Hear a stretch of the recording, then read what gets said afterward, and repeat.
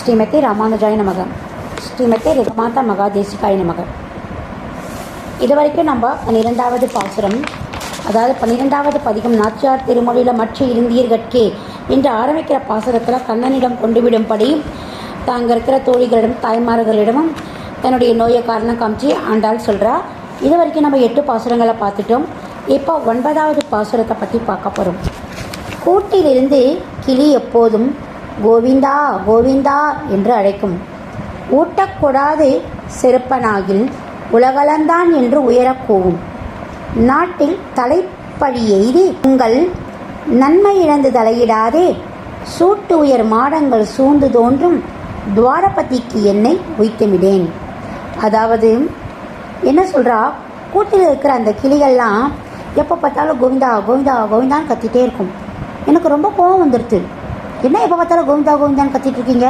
சாப்பாடு கொடுக்கறது என்னமோ நான், ஆனால் கூப்பிட்றது என்னமோ கோவிந்தன். அவன் தான் நீ எத்தனை வாட்டி, நானே இத்தனை வாட்டி கூப்பிட்ற வரல, நீங்களும் இத்தனை வாட்டி கூப்பிட்டுட்டீங்க வரல, எதோ கூப்பிட்றீங்க, உங்களுக்கு சாப்பாடு எல்லாம் ஒன்றும் இல்லை போங்க அப்படின்னு சொல்லிட்டு அதுங்களை கட் பண்ணி விட்டுட்டா. சாப்பாடு கிடையாது போ அப்படின்னுட்டு. அதுங்க உடனே என்ன தெரியுமா பண்ணித்துங்க, உலகளந்தான் உலகளந்தான் உலகளந்தான்னுட்டு இன்னும் சத்தமாக கூப்பிடுறதுங்களாம். கோவிந்தா விட்டுருத்தான். இவருடைய கோபம் தெரிஞ்சு போச்சு. கோவிந்தா கூப்பிட்ற தானே கத்துறா, உலகளந்தான் கூப்பிடலாமே, உலகளந்தான் உறக்க கூப்பிட்றது. நாட்டில் தலைப்பழி எய்து உங்கள் நன்மையிலிருந்து தலையிடாதே. அதாவது இந்த நாட்டில் பெருத்த பழி எய்திட்டு, அதாவது நல்ல பெயரை இருந்து இன்னைக்கு தலைக்கவிழ நேராமல், தலைக்கவிழ நேராமல் இப்போ எப்படி இருக்கான் அவன், அதாவது இவ்வளோ நல்ல பேர் அவனுக்கு, ஆனால் இன்றைக்கி என்னை கஷ்டப்படுறதால எல்லாரும் அவனை திட்டுற மாதிரி பண்ணிட வேண்டியதாக ஆயிடுச்சு.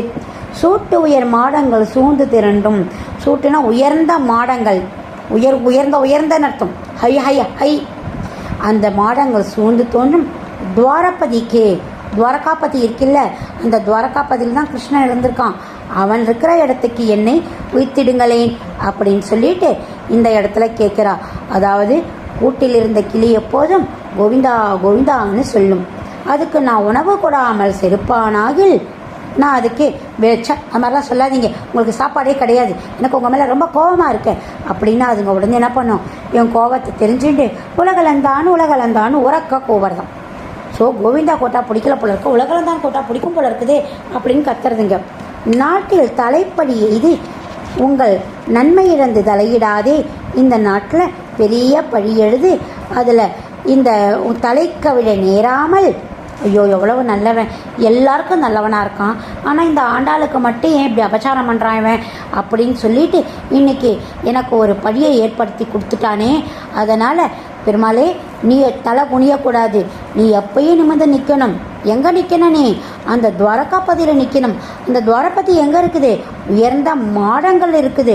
அந்த உயர்ந்த மாடங்கள் கொண்ட துவாரபதியில் என்னை நிச்சயமாக பழி வராமல் என்னை பார்த்துப்பான், அங்கே கொண்டு என்னை சேர்த்துடுங்க அப்படின்ட்டு இந்த பாசுரத்தில் அழகாக சொல்கிறான்.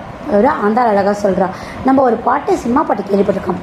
கண்ணா மூச்சி ஏனடா என் கண்ணா நான் கண்ணாடி பொருள் போலடா அப்படின்னு ஒரு பாட்டு. அந்த மாதிரி கேட்குறா, ஏன் இங்கே பார்த்து கண்ணாமூச்சி போடுற, நான் என்ன கண்ணாடி பொருளா உடஞ்சி போயிடுறதுக்கு, என் மனசு கண்ணாடியா, சரி உடச்சிட்டு தூக்கி போட்டு போகிறதுக்கு அப்படின்னு சொல்லிட்டு அந்த பாட்டு எனக்கு என்னமோ இந்த பாசங்களெல்லாம் சேவிக்கும்பொழுது அந்த பாட்டு ஞாபகம் வரும். அது மாதிரி ஒவ்வொரு அவளுடைய கவலைகள் கஷ்டங்களை நம்மளும் அனுபவிக்கிற மாதிரியே ஃபீல் பண்ணுவோம். அதனால தான் ஆண்டாள் என்றைக்குமே ஏத்தமாக இருக்கா. எப்பயுமே அதாவது தேடி தேடி கிடைச்சாதான் ஒரு பொருள் நமக்கு ரொம்ப பிரியமாக இருக்கும். அதால் தேடி தேடி தேடி பெருமாள் அவள் அடைஞ்சிருக்கா. அதனால தான் அவளுக்கு ரொம்ப பிரியமான பெருமாளாக இருக்கிறார். இன்றைக்கி எல்லா இடத்துலையும் ஆண்டாளுக்கு தனி கோவில் உண்டு. தனிக்கோவில் நாச்சியாராவோ, ஆண்டாள் அழகி, ஆண்டாள் அவள், ஆண்டாள் கொண்ட அழகு, ஆண்டாள் கிளி அழகு, ஆண்டாள் நடை அழகு, என்ன ஆண்டாள் ஊரே அழகு. அப்படிப்பட்ட ஆண்டாள் அவனையே ஆண்டாள். அப்படிப்பட்ட அந்த ஆண்டாளை நாம் அறிஞ்சிக்கணும்னா இந்த நாச்சியார் திருமொழியை நாணம் இல்லாமல் சத்தமாக சொல்லணும். சத்தமாக சொல்லும் பொழுது தான் நம்மாத்து குழந்தைங்களும் அதை கேட்பா, அவளும் சொல்ல பிரயத்தனப்படுவாள். நன்றி, வணக்கம். மாலதி ராகவன், காஞ்சிபுரம்.